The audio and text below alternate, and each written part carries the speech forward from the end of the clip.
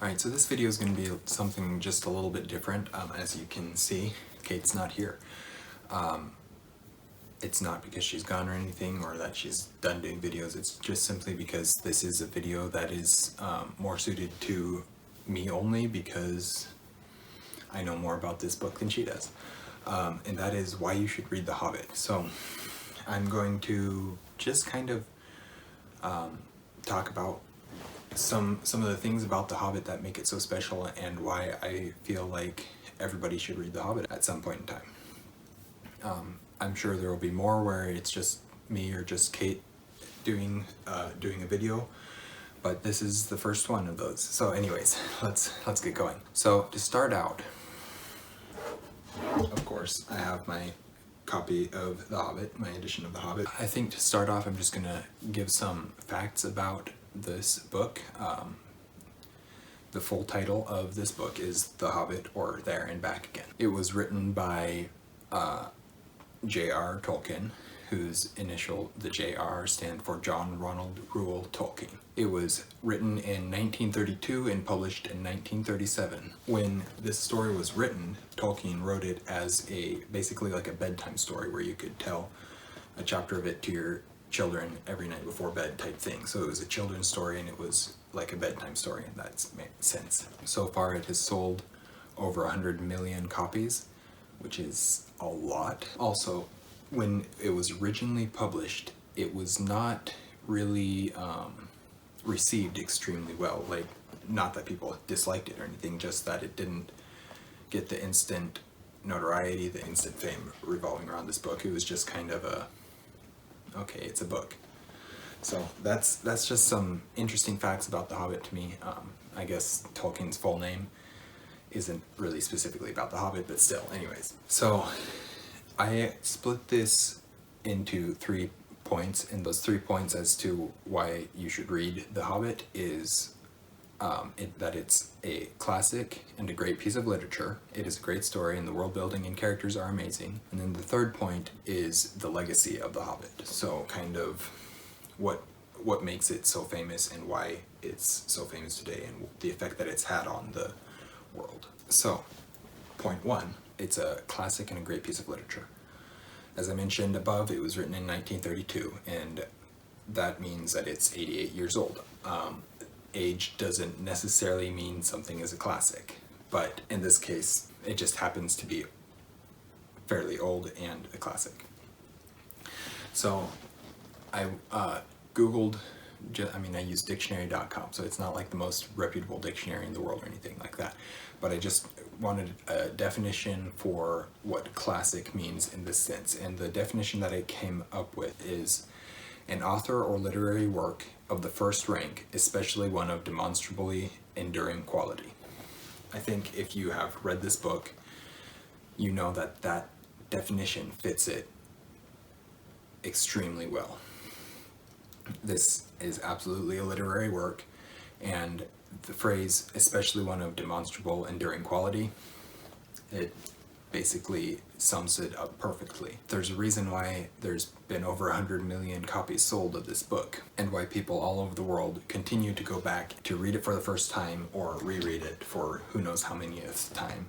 Every single aspect of this book has endured, and it's very, very amazing to see that, because the world is very different from the 1930s when Tolkien was writing these. It's a book that, so I mentioned that it is a great piece of literature. Usually when you're saying that, you get the sense that in academia, college, high school, primary school, whatever the names are for the different school times, you get that sense when somebody says that it's a classic piece of literature or a great piece of literature, that means it's required reading in schools, and that's absolutely true. There's plenty of teachers, less so in college or even high school now, but it's safe to assume, I'd say, that it's still being required or recommended reading in middle school. I don't know that because I wasn't public schooled, so I don't know for sure, but I would assume so, and I feel like I've heard things like that before. And even though this book is a fantasy, it's still looked at by scholars and people around the world to be a piece of literature that you can study and you can learn from, not so much as like a historical textbook, not in that sense in any way, but more as you can look at the themes, you can look at the way it's written, the writing style, all these things that come together and make the story what it is. And that allows you to, you can learn things from that, from studying that aspect of it. You can also learn things from, as if you were a fantasy writer, you could learn things, how to do fantasy, how to build a world. Any of that type of stuff could be found in this book. So, as I mentioned before, it was written for children. This is a children's story. Tolkien wrote it and designed it and planned it as a children's story. That doesn't mean that it's bad or that adults can't take something from it and love the story as well. Like that, there's nobody saying that that's the case. But yes, it is a children's story. As such, the writing style is very easy to read and comprehend and enjoy. It's lighthearted while at the same time maintaining a depth that many authors, nowadays anyways, are unable to attain, which is very interesting. On to point two, that is, it has a great story, world building, and characters. The story is absolutely amazing. If you've watched me talk about this book, you know I love this book. It's wonderful. I don't have anything to say about this book that is negative. There's things that I could say, yeah, I would like to see more of this type thing, sure. But I don't have any negatives to say about this book, partly because I just love the book and Tolkien's writing so much. So I'm blinded by bias, I guess you could say. But the story is absolutely amazing. As simply as I can describe it, it is a story about Bilbo Baggins, who is a hobbit, 13 dwarves, and their quest to take back the Dwarven Kingdom, take back a Dwarven Kingdom from a dragon. It's a pretty simple plot line, I guess, and that's what the story's about. Along the way, of course, they meet many different creatures and people. Some of them are kind, good, and helpful, others evil, foul, and harmful, and some who are something in between, which is interesting that he has such a wide spectrum of character types, and that's very realistic to our world. So the way that this story is told is in a chapter by chapter basis, and before you say, of course it is, that's how all books are. Let me explain what I mean by that. Of course, they're journeying towards a single destination and a story goal, but in each chapter, the main story takes kind of a back seat while the specific story of that specific chapter comes forward. Even though the main story isn't the focus of each chapter, it is still being furthered at the same time though, which is something, I guess it was probably the what makes story enjoyable to us video that we did. I guess it was probably that, in that video that we talked about this, where every single chapter needs to be furthering the story goal in some way, whether it's just a little bit, introducing a new character that will help with that, somehow furthering the story goal. That's what this book does. It's literally a journey. They go from one place to the next place in each chapter, but it's also done in a very interesting way. The main goal of each chapter is really to build out this world, flesh it out, to meet new creatures, new people, see more of the world. It is very episodic in nature. I've mentioned this before. It's very episodic in that each chapter has a beginning, a middle, and an end, a setup, a confrontation, and a resolution. Basically, each chapter is its own 3-act story. Again, as I mentioned, it was written this way specifically because it was written as a children's story that could be told to your kids before bedtime. So you could tell them one chapter that tells its own story before bed, and then you could continue on and have this kind of serial story where you get a single piece of it, and then it just keeps building on and building on and building on until you've completed this grand epic story. The world building itself is incredible. If you have read anything by Tolkien, you'll know this because he puts so much thought into his world, into what he tells you about the world and why. And why is the world in like this specific way? Why are there mountains here? I mean, obviously there's mountains there because that's what they needed for this part of the story, but also he thought about how the world would actually work and how a world would look in that sense. We travel through tons of different lands and environments, from like rolling hills to mountains, mountain trails, and tunnels, open fields, forests, lakes. There's so many different land types in this book that you travel through, and it's amazing to see. But these places aren't just places. They are lived in and occupied. The people who live in them are all sorts of people and creatures.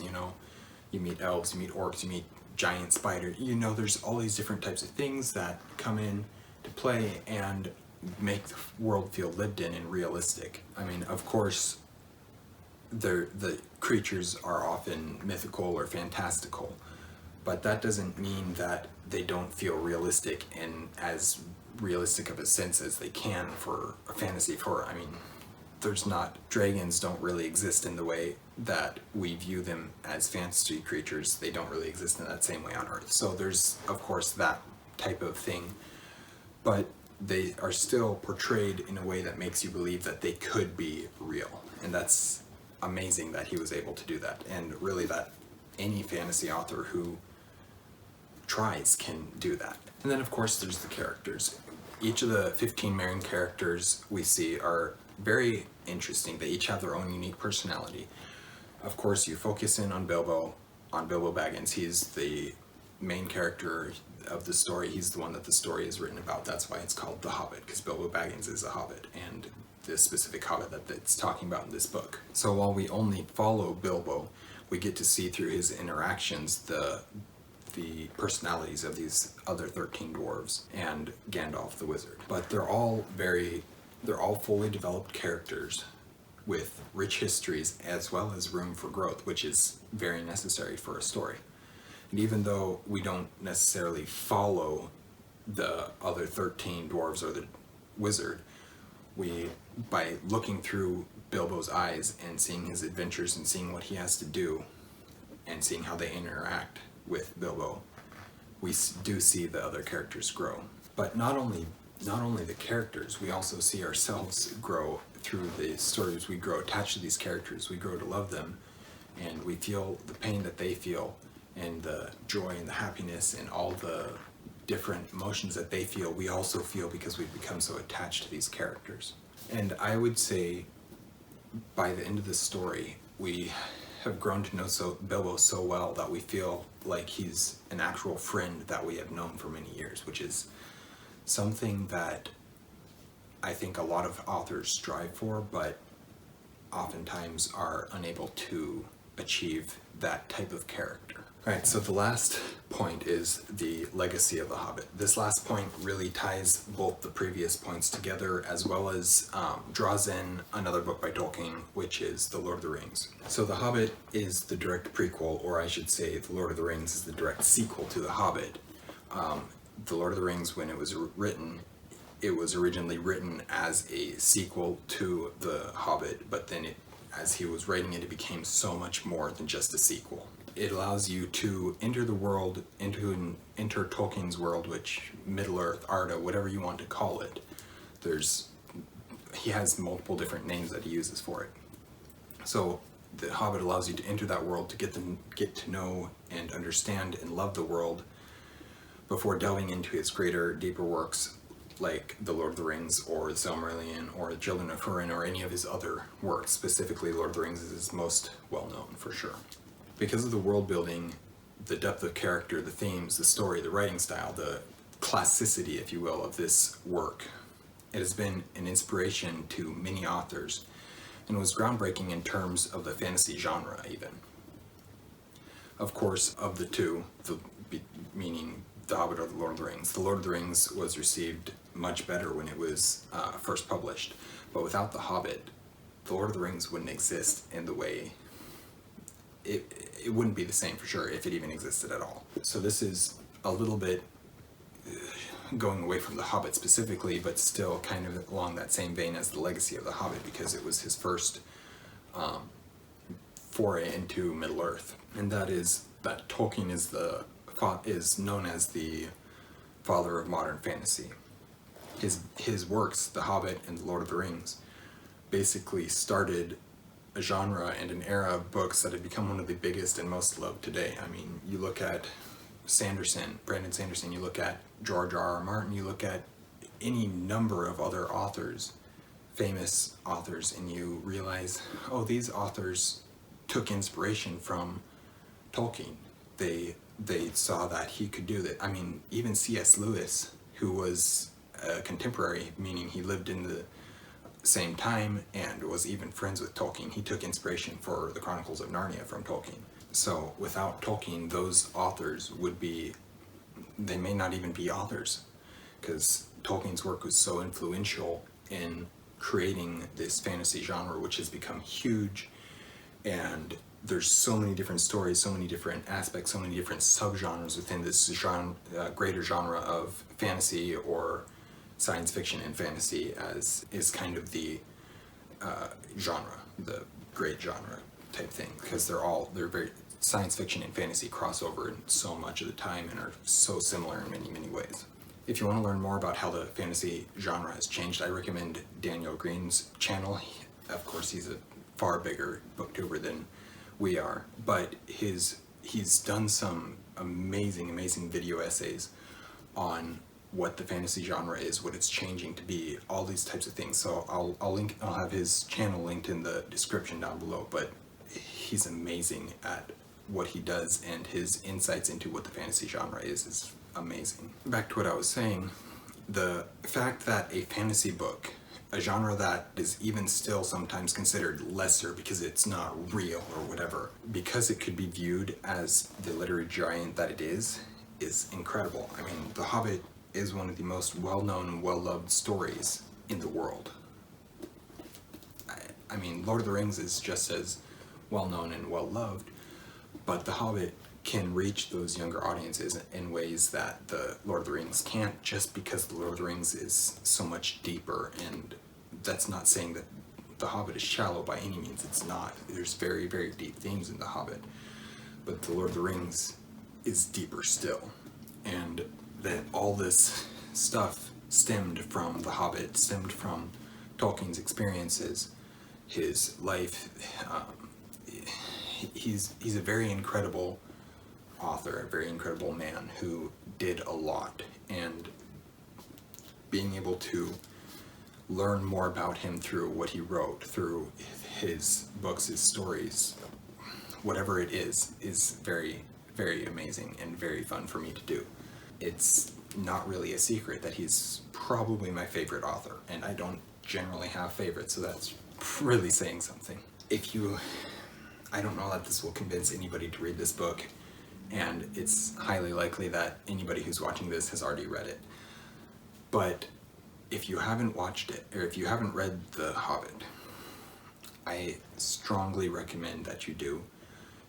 Even if you don't love it, you will hopefully have an appreciation for what it did for the fantasy genre, for literature in general. And yeah, The Hobbit truly is a masterpiece of literary fiction. It's just incredible, and I hope that everybody has read it or will read it sometime. If you have read it, tell me what you think. Tell me down below in the comments if you agree with what I have said here. Because it's my opinion, you don't have to agree with it. That's completely fine. But I do believe that without The Hobbit, literature would be in a completely different place today. Whether that's fantasy or just historical fiction or any other genre of writing would be completely different without The Hobbit. I believe that. It may not be true, but yeah, anyways. So I hope you enjoyed the video. Thank you for watching. If you did enjoy it, please consider liking, and we will see you in the next video. Thanks for watching. Stay warm.